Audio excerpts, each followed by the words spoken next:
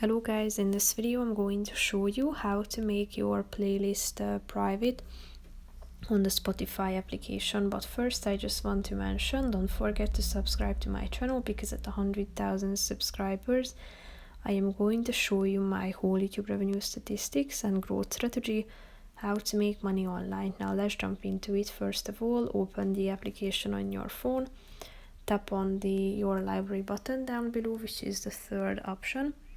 Tap on your playlist, tap on the more button in the middle of the page on the left side, then scroll down and tap on make private with the lock icon. Here you can see that only you and people you invite can view this playlist. Tap on make private. As you can see, it has been updated and it is private. So if you want to make it public, just tap on the more button again and tap on make public. So that's pretty much it for this video, guys. See you in the next one. Bye bye.